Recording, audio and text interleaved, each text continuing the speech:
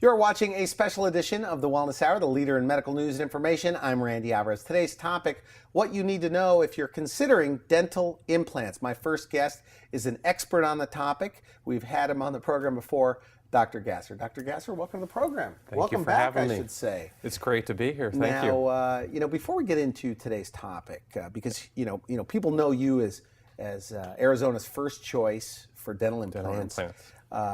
That's about 90% of your focus? I mean, that's mostly what you do? Absolutely. I first started working with dental implants 25 years ago. It's hard to believe. Really? Okay. 25 years ago. But service in the Valley of the Sun for 18 years and have been focused in implants, which is a major commitment. It's a commitment of time, energy, and money to become focused on dental implants. 90% of what we do in today's practice is dental implant oriented. You love it, though. You say it's the best part of so much fun because Why? the effect that you have on people, the effect that you have that changes their lives in a way that's hard to describe sometimes. And I'm going to show you some examples later on. But that's the fun part, and it's a challenging, growing field that's always changing. The technology, things about it are just wonderful. I had a dentist, and I told you, and he said, Randy, once I got into implant dentistry, it was addictive. Yes. Yeah. I mean, do you feel that way too? I do. What's addictive is the response that you get from patients. We've been reviewing perhaps dozens and dozens of testimonials that we've reviewed from our patients over the years. And there's a theme in each one of them, and one of the things that they always talk about are the outcomes and how it has changed their life personally, professionally, how it's affected their family and every part of their life. And that's really the fun part. That's the addictive part, the fact that we can go to work and make a difference in your life today.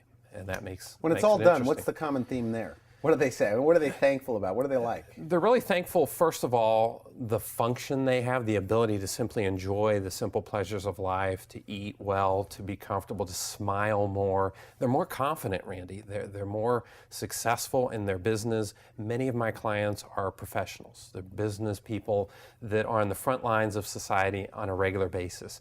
And so they bring more energy. You can see it in their photos. You can see it in their testimonials, and they're witness to us at how it has changed their lives completely. So is your take is the fact that they don't like their smile, it may be holding them back? It's definitely the case. Or they're the ashamed of their smile. And many of these people have not liked their smile for decades. And I'm trying to give them permission to change the smile and the way they feel about themselves, because there are thousands and thousands of people that have been through the same experience, and having gone through this process, having gone through this treatment, has changed their lives for the better, and that is the addictive part of it. Okay, so back to the original question. I mean, who is your typical patient? What type of patients do you see?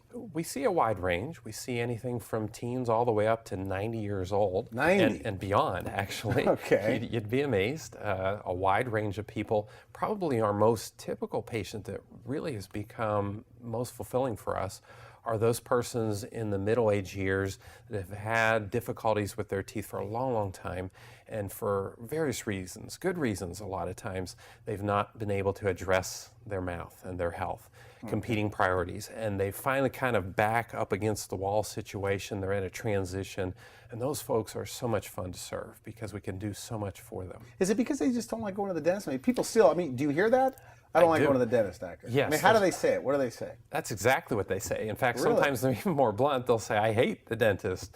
And They say no offense? I mean, no offense, unfortunately. That's funny. But they will say that. In fact, a recent study done not long ago indicated the number one reason that people avoided going to the dentist was the fear of needles. The fear of needles, that was the number one thing. Now, I have to tell you, many, many years ago, a mentor of mine that was a very respected dentist in those days taught me a technique for giving virtually painless injections. And after 20 years of practice, I have to tell you, Randy, in fact, we try it sometime if you want me to prove it, I give excellent painless injections. Every day in our office, somebody makes that comment. They're just amazed. They didn't feel What do they say? They'll say, are you done? Now, we were talking, 3 years ago, was the last time I interviewed you, and you said a lot has changed. I mean, Even in 3 how years. so? How so?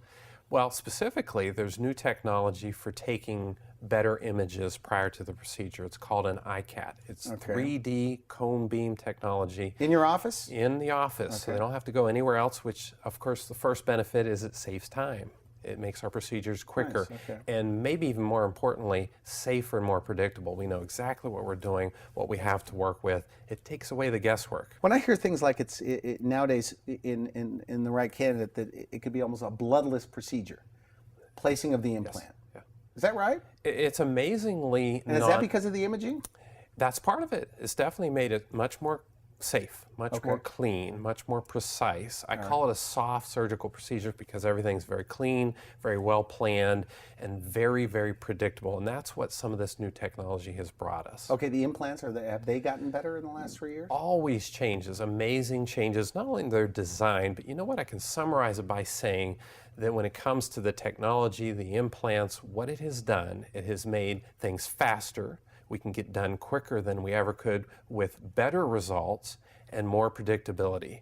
Those are the three benefits that technology has offered us. Now, why is it that anticipating this interview, I ask around, that what used to take, I guess a year or 9 months, and some guys are still doing that, now can be done in one visit?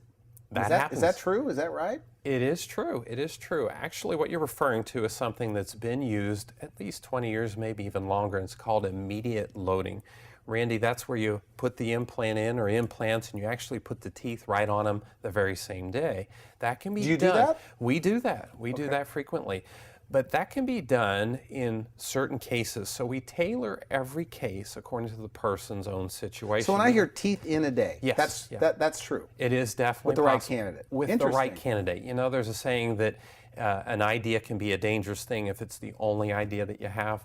We want to make sure that we apply the right techniques and the right parameters to each case, each individual, and everybody's very different. After doing this for 18 years now, there's so many variables, everybody's goals are different. We make sure that we do the thing that's best for the patient. Okay, now you brought some photos, and for people just tuning in, we're talking about what you need to know if you're considering dental implants. I want to talk about the categories of patients. I want you to take me through the process, and before we get into those photos, and these photos are dramatic, by the way. Yes, I've never seen mouths like this before. Yeah. And there's a lot of people in that situation, really is, Randy. without exaggerating. And I think if people are squeamish, some of these they may not want to look at. But the after is phenomenal. It makes it worth it. So the categories of patients you see that come in for dental implants, what are they? Well, we have patients that have just one tooth missing, and we have patients that have several, or people that have no teeth at all. The most common patient, though, that we're seeing are people that have teeth, but they're in trouble. They're having problems. They're either going to lose all of them or a lot of them. That means their general dentist may said, hey, or have said that your teeth have to go. Right, and they're confronted possibly with having to wear dentures or partials, removable devices that are very uncomfortable and very unpleasant to tolerate, especially if you're in your 40s, 50s. We're saying that the new 80s is the 70s, and these people are living vibrant, healthy lives. They're working longer, right? They are. And so what we see is a wide group of people, but people that range from just one tooth missing all the way to none, or people confronted with having to lose all their teeth. Now, would you say that there are thousands and thousands of people in Arizona that are wearing dentures, for example? Yes, indeed. That don't have to be. Yes, and don't want to. Many of them don't want to, and I want to give them permission to not have to. There are alternatives, even if a patient just uses a couple implants, Randy, to snap their denture in place. The difference is dramatic, all the way up to being able to put enough implants in that they don't have to have a denture at all. Changes their lives, changes the way they see themselves and the way the world sees them, Randy. What about people, and I'm anticipating this interview, that their gums are, bad. They're loose. And they say, dental implants probably won't work for me. Randy, a lot of my patients will come in the office and assume because they have that problem that they cannot have implants. Actually, if the teeth can be saved, we want to help them do that, and there's ways to do that. But when that's not possible, then when those teeth are removed, so is the infection, Randy, and that infection is critical because it has an effect on their medical health. It's been connected to heart disease, so the gums strokes. Get better. It gets better by removing those teeth. You're removing the source of that infection, and then the implants can restore the teeth without infection, which is very important to their health. Now IV sedation is new for you. Yes, that's another big issue. Yes. How has that changed things for you? Tremendously, because as I mentioned earlier, the number one thing that people tell us after they've had the care done in their testimonials is they usually start by talking about the fear that prevented them from doing anything. And IV sedation is wonderful for that. It reduces that anxiety, that fear of going through the procedure. Why is it better than just an oral? It can be. It depends on the case. We can offer the oral conscious sedation. We would call it the happy pill. That works beautifully sometimes, Randy. Sometimes that's all a person needs. Sometimes we need more control and we need more security, and that's where IV sedation comes in. It's very, very safe. Randy, did you know that 75% of all medical emergencies in the dental office occur because of stress and anxiety? And IV sedation eliminates that. So it's not only just more comfortable for the person to experience it, but it's safer for them.